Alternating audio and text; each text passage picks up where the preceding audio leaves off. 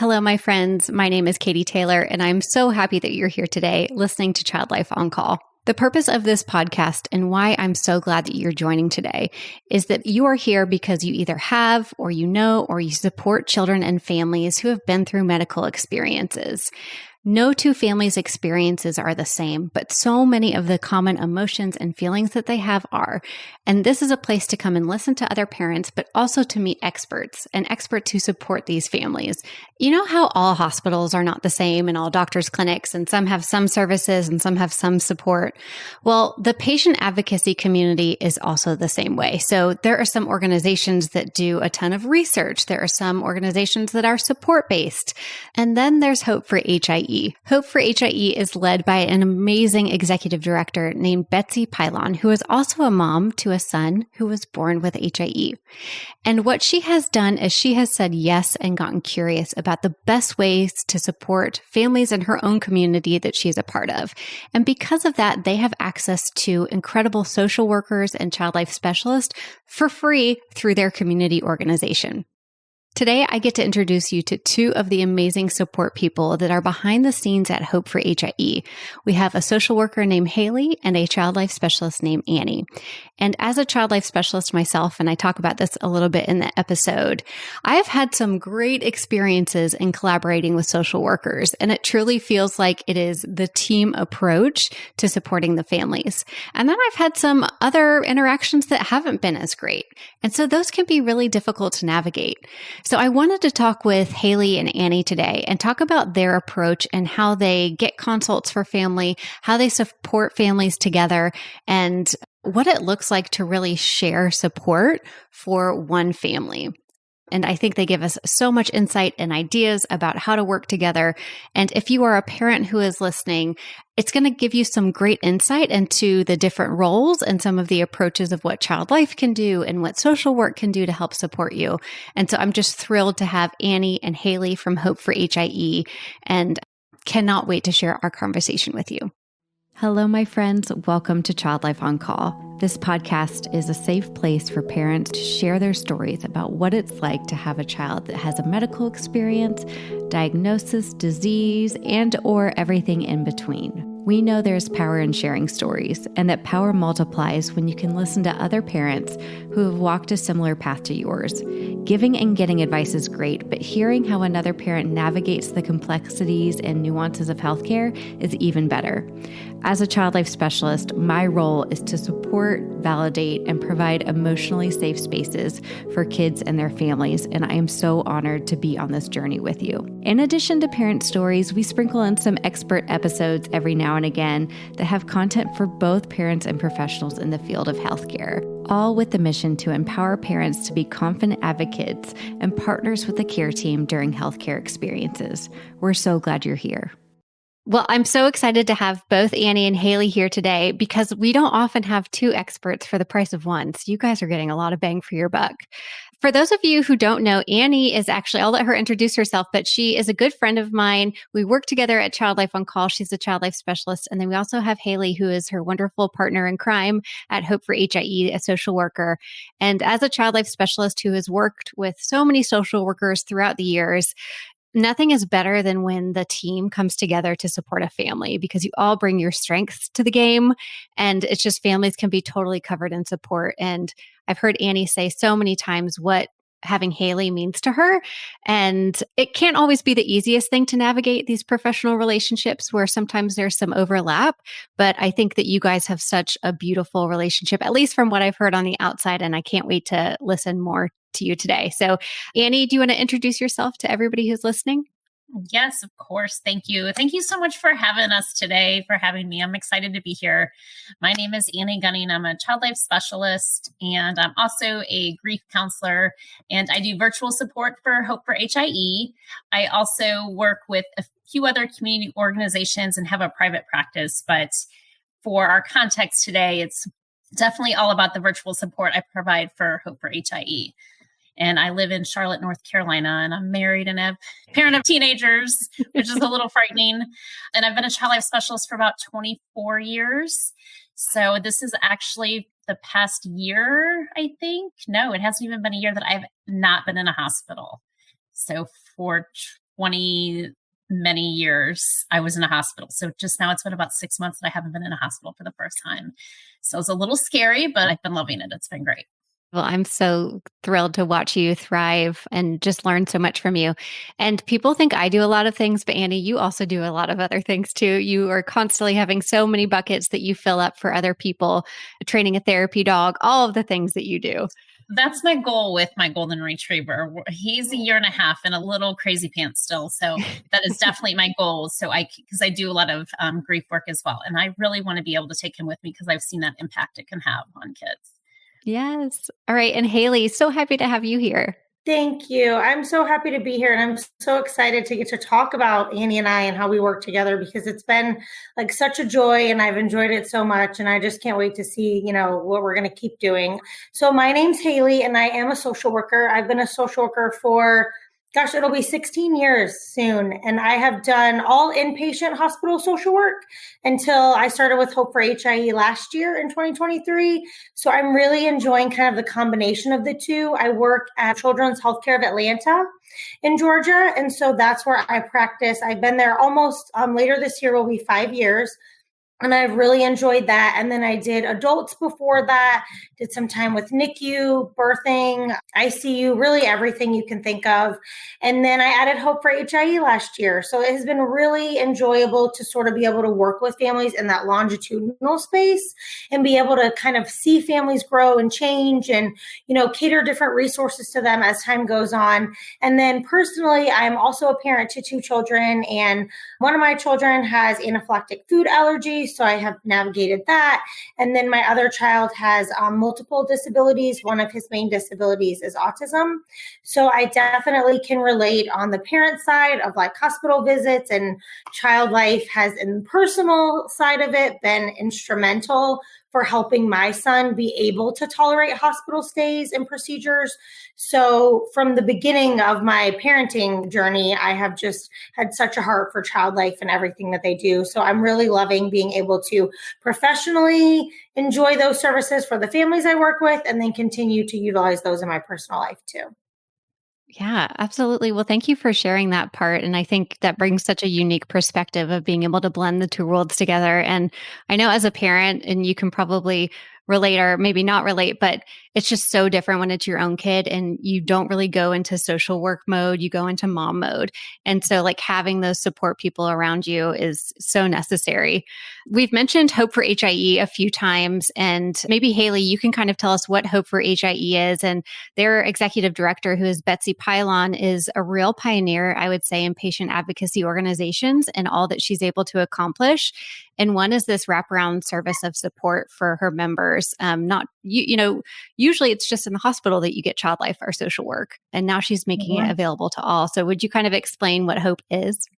Absolutely. So Hope for HIE is a global organization. We provide free support to any family worldwide that's navigating an HIE diagnosis, whether that's with yourself, your child, lifelong support for families. And we also do a lot of loss support as well. So we provide a ton of support, but Annie and I do that direct family support. So she provides the child life services and some really amazing programs that I know she can share so much awesome detail. And then I provide direct social work services. So those typical services you see in a hospital setting, linking resources in your area, connecting families with each other, all of those things. We also run support groups. So we have lots of support groups every month that we post about on our social media platforms and on our website. We also connect families through a peer support mentorship program so that they can have that one-on-one connection with families. So it's really just a lot of different services. And the one thing I love highlighting is we cater it to each family. This is not just, a uniform service where everyone gets the same support. We really do take the time to work with every family and figure out, okay, where you live, the resources you have, the time you have available. What can we do to help you? Because as a mom who's navigated a disability journey, it's really not helpful when someone comes in and says, this is what you need to do. And you're like, that's great. In a perfect world where I had 24 hours, when I didn't have work, when I didn't have other variables, going on, sure, I'd love to do that. But when you add in each layer of those things, whether that be financial, job security, community support, a support network. Each time a family has one of those not available, you sort of have to adjust your expectations and adjust the resources. So I think that's been my favorite thing, and I've gotten the most fulfillment out of with Hope for HIE, is being able to be given that open platform of, hey, you take this family wherever they need to go, because that's just something that can't be done in like an inpatient setting. Right. Absolutely. Annie, talk to me a little bit about some of the programs that you've started at Hope for HIE, and you've done so much with them just in the past year and a half that you've been with them. And, transitioning from the hospital setting, how did you get so creative about what you could do for these families virtually? It was definitely a change from the hospital, but I have to say, like Haley, it's so fulfilling and I love doing it. I love working with the families because we still get to work directly with families. It's just maybe a phone call and emails and things like that, but there's still so many families that I get to work directly with. And a lot of I still do preparations for procedures and tests and things like that. And you do have to be a little creative, but it's not any different for me creativity wise than when you would have to think of something like, just quickly when you got to prep a kid really quickly in the ED. Maybe that's my ED skills coming through, like a kid comes in and need to do something quick. But it's the same thing. You just kind of come up with what you have. And I prepped many families for EEGs. So it was like finding the supplies that I had at home and showing them how they could use the same supplies because they needed the same things at home. I needed them to be able to use things that they had around them. So if I'm doing it, then they would be able to do it too. And then they could gather those same supplies in order to then use that for play with their child and prepare their child. And then I'm just showing them how they can do it and giving them the language to do it and talking them through how we would prepare any child going through the sensory experiences and the sequential theme of what we need to do. So it's the same. I'm just doing it over Zoom for them. So lots of different, procedures and things like that. People will even just post something on Facebook. Hey, my kid's got to get an EEG and they're 2 and they haven't had one since they were a newborn. And Haley would message me and say, I just saw this message on Facebook, maybe reach out to this family. And so then I would connect with the family. So in that aspect, it's the same child life stuff, but I've also started one of the big things that I wanted to start. And this was really important to me just when I left the hospital and going into the community was supporting siblings, supporting that non-patient because they're so affected by a diagnosis, whether it be a parent or a sibling. So I really wanted to be able to offer them support and offer them a space to be able to ask questions and talk and feel connected in a community and feel connected with other kids who were similar to them. So we started the Super Sibs program that finally launched. We talked about it for a long time. It was a long time in the making, but we finally started that and sent out our first kind of drop in January. And then we did another April drop, and then we'll do it quarterly. And so those activities really center around something that is just for them, that is highlighting the awesome sibling that they are, but also giving them coping strategies because we know this can be hard. So I put in coping activities in there, family connection activities in there. So what are some things you can do with your family and letting them kind of be the ones that are in charge of getting their family together. And then the other one that we did also was the Super Sibs loss and bereavement group. So we did decide to separate those out because we want to make sure we're recognizing and also supporting all of those siblings who have lost a sibling to HIE. So it's the same thing. We do the send outs for them with activities that include bereavement activities that they could remember their sibling, memorial activities. Maybe it's like a memory bracelet. And so one of the drops is a bigger package where we send the supplies. So here's the activity. Here's why you do the activity. Here's things to think about and questions that maybe go along with the activity to kind of further that processing and understanding and expression. And then we have the other ones that are a little bit smaller drops. And those are just more of, again, coping strategies, other activities they could do with their family and independently, just giving them that, building that confidence, that self-esteem as well. So those are two of the big, and I almost forgot, we're also starting SOAR. So SOAR is our peer support group. So kids with HIE peer support. So once we got Super Sibs off the ground, so SOAR is our next group that we're starting. And that's going to be a little bit different, as it's going to be like a 5-week session. So I will do like every other week, we will meet and provide that space, that community for them to talk and feel connected to other kids who are similar to them.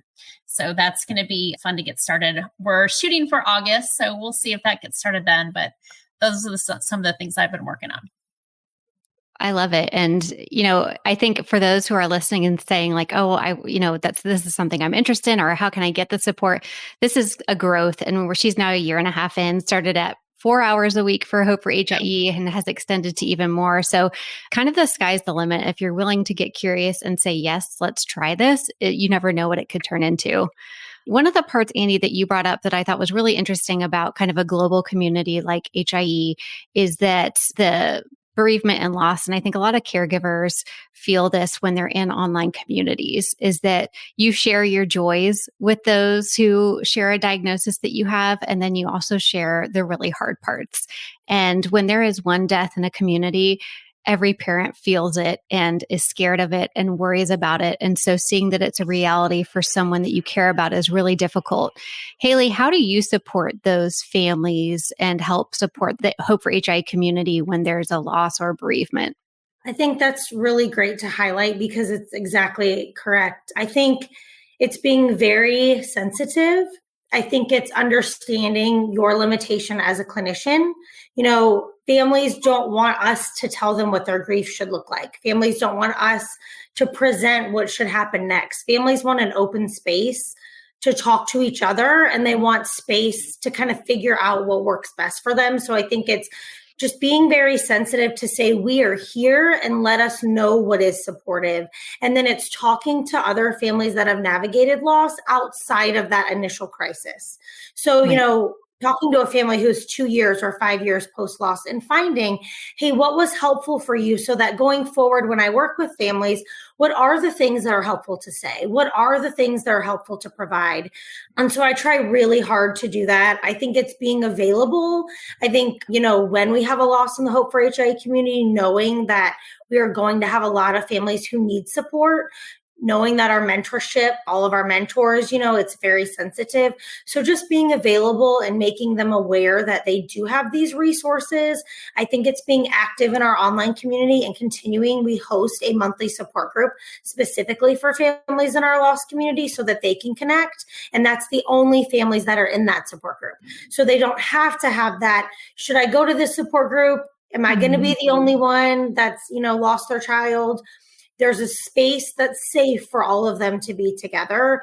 So I think that's really, for me, what I've learned over the 16 years, because I've worked with lost families in many different roles, and just really making sure, this is what I can bring, but also how can I learn how to better my practice so that I can help these families? Because at the end of the day, I have not experienced a loss of a child, and I've not experienced a loss of a child with HIE. So I don't know what they're going through. So I try to really pull that for myself and keep that at the forefront when I'm working with these families. Yeah, it's so important. What you're doing is you're having some vulnerability in working with families. And I think that actually makes you probably feel more bonded to them and them to you, just knowing that you're going to be there. I'm so interested, and I'm probably speaking from my own experience here in working. There are some social workers that we tend to work really well with, others that we don't, some social workers that we see that are maybe more case management based, some that are more therapy based. Haley and Annie, how do you guys kind of navigate who does what when you have those overlapping kind of support type activities that you could both do with a family? And it's probably an easy question for you all because you have 6,000 members and there's 2 of you. But I would love to hear just kind of navigating that relationship, real talk. Yeah, for sure. Yeah, I would definitely say when Haley, so I was on Haley, for 6 months or so before you? I think so. So we had kind of our first initial meeting to kind of go over, this is what I do, this is what her role is going to be. And I felt like from the very beginning, I was like, oh, this is going to be amazing. Like we just kind of clicked. Like you said, Katie, there's some of those social workers you just work well with, you click with. And I felt that when Haley and I had our first meeting. I feel like our first meeting was like an hour and a half long. Like we just kept chatting.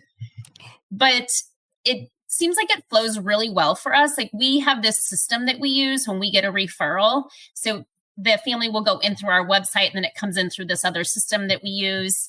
And whoever gets it, like we just kind of will respond however. And I might shoot Haley like a quick chat and say, hey, this family, I think I read what this family needs. I'm going to go ahead and respond and open up the consult. And then I'll let them know that you'll get in touch with them this week, because it seems like it's a family that needs community resources, or they're interested, like they might specifically say they're interested in peer support. And so she's like, okay, cool. That kind of buys her like an extra day or two. She doesn't have to immediately respond, but she now knows they're on her radar. And then she usually does the same for me. And if we have a family that we're working with, and I might start working with them. And this happened with a family. Actually, there was a mom in Africa that I was working with. I think Haley initially started working with her, right? And then you sent her to me, and we did remember. And we did infant massage. And I worked with her a lot. But the more she was talking, like she needed all these other resources. So I was like, you know what? I think she needs Haley again. And so it's like I gave her information to Haley, and I was like, I'm going to hook you up with our social worker. And this was in Africa. So I knew this would be challenging, but Haley was able to find some amazing resources for this mom. And so together we were able to, and I say infant massage because I am certified in infant massage, that I was able to teach her some infant massage, just even give her play ideas. But then Haley was able to help her get, I think, and you can speak more to this, Haley, but I think it was just like equipment needs or appointments with the doctor. And then some therapy clinics, some like therapy for, PT, OT, speech. Yeah. So, and I feel like that's how we kind of do all of our families. It's just like, oh, this family needs peer support. I've worked with them. This is what they have going on. I might give Haley a little bit of a background, and then she has their information, and then she kind of takes over from there. Everything Annie said is exactly how it goes. And it's the same. Like I will find somebody post in the groups and say, oh, I'm prepping for this. And I'm like, oh, Annie needs to talk to you. Or they'll fill out an application for a program, and I'll know that they have other children. So then I will highlight Annie's services and then let her know to expect their connection. I think for me, what I have found the longer I've done social work is I work really well in a team when we each have a job. And so for me, working with Child Life is really simple because our jobs are different, but they're doing the same thing. And so for me, I love when I say, okay, I might not be able to do that, but I know someone who can, because I think when I was a new social worker, I really wanted to know everything and do everything. And I had like 4 or 5 seasoned veteran social workers that I still talk to 16 years later, who took this baby social worker on, so many years ago, and they just taught me. And it was the group of women who were just like, hey, let us teach you what we've learned. And so for me, that's the way that I approach all of these situations is if I work in a vacuum, I'm not going to be successful. And so with Annie and I collaborating, and really the whole team at Hope for HIE, we have over 9,000 families in just one Facebook group. We need each other and we all can work together, and there's enough families for all of us to get plenty of work done. So I think for me, it's just reminding myself at all times, which is really easy at this point in my career, like, what are the other people I can add to this family's life? Because it was done for me as a mom. I had other moms hold my hand when my son got his first diagnosis, which was autism. He was non-speaking. He had severe aggression. It totally just changed the trajectory of our family. And I had other people step in and say, here's a resource, here's a parent to talk to. And someone held my hand. So I love being able to add to families, support system, because everybody needs a support system. And if you don't have one where you're living, this is such a great resource and a great way to have it, which is what drew me to Hope for HIE. Is I love that we can help families globally, because I've only been able to help families in one location. So I think that's something that Annie and I both share that love of. And so, of course, it works great because we both want the exact same things for all these families. I love the way you put that. It's my background is in child life. And so when I recall on my experiences at the beginning of my career, we're so often having to advocate to be in the room to try to get our job done. I don't know if social work has a similar experience, but I see you now nodding your head. Absolutely. And so I think what it does is sometimes it can set you up to even do that for a complimentary support service. But when you walk in and you say, who else can I add to this family that would support them? It just changes your whole mindset rather than being, let me make sure I get my job done. But really, it's with all of us, like once the ego goes away, you just really flourish. And that team approach just is so impactful. One of my last questions for you guys is, I often give the advice to parents is it's really hard to know, especially when you're in the hospital setting, who to ask for. And there's often people that can support you.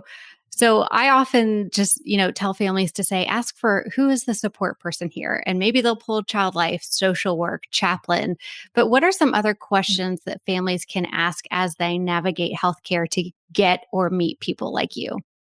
I think that is such a good thing to highlight because I think you're so right. Families don't always know what's available to them. And also different hospitals have different things. Right. So I think that's a great way is to ask the nursing staff. I think for me, those are those frontline workers who know a lot of everything going on behind the scenes. So I think saying to the nurse, I think I get a lot of referrals from nurses because they take the time to be with the family, and the family may not even say the words of who's the support person, which I love that, by the way, and I'll be using that. But I think nurses just have this way with families where they can just see it without it being spoken. So I get a lot of referrals that will say, I don't know if you can help this family, but here's what they've expressed they need. So I think one of the basic ways I feel like that I've seen, especially these last 5 years, is for families to just be open with whoever they're comfortable with. So if that's your medical provider you feel comfortable with, share that there. If it's the patient tech, if it's the nurse, if it's the EEG person, whoever makes you feel comfortable, ask for that, because we all know who's employed at that organization and can take a minute to talk to a few people and find out. And I think that's when I see the families in the most need that may not have been able to verbalize it the way that we expect them to still get that support, is they have found someone in their team of people in any, stage of their stay or, in any role in the system, and been able to say, here's what I need help with. And then that person just takes it. And it's the team approach, like Annie and I just talked about, of who on this team can I now take this concern to? And then that makes it so they don't actually have to identify those roles. Oh, I love that. That's so beautiful. And it's so true because you never know who's going to see you in your most vulnerable time in the hospital that's going to be the person that connects you. It could be the ultrasound tech, the EEG tech, like you said. Yep. Providers that they have seen over the years, maybe at just 15-minute increments, but they've watched their family grow and that's their person. And I love that. Yeah, I echo that, Haley. That was well said. I feel like whoever is your comfortable person, because how many times have probably all of us been called in, hey, this family needs blah, blah, blah, but can you just go in and see what they need? Yes. And then we're the ones that go in and kind of dig through a little bit more, find out what they do need. Who are the support people? Maybe they need a palliative care. Maybe they need a chaplain to talk to, but to help them navigate that a little bit. So just finding that one person. Yeah, I agree with that.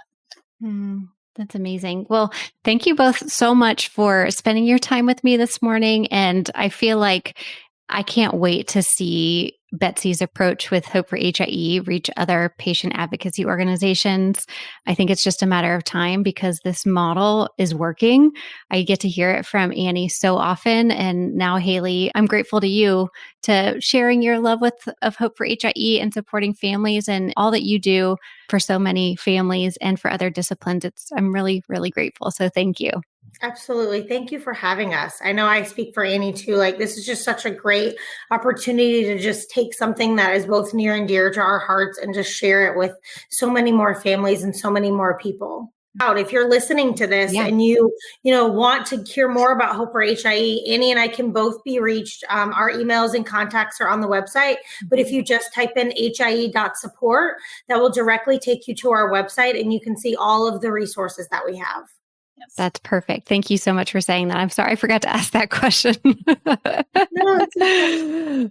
Good. Well, thank you so much to Betsy for pulling all of us together. I think she's the glue that has connected all of us. So thank you all so much, and I'll be in touch. Bye. Thank you. Thank you. Thank you all so much for listening to Child Life on Call. If you head to our website, childlifeoncall.com, you're going to find all sorts of stuff there for parents, professionals, healthcare providers, child life specialists, no matter who you are. Actually, when you just go to our homepage, it'll help you direct to exactly where you need to go. On that, you'll find opportunities and PDUs for child life specialists. Parents, we've got a starter kit for you. And clinicians, we even have a clinician course, which teaches you how to be a confident and capable caregiver in pediatrics. We're so grateful that you're here. Please DM us on Instagram. And like I mentioned, when you rate and review this podcast, it helps other families be able to find us. So let's keep doing that. And I will see you again here next week.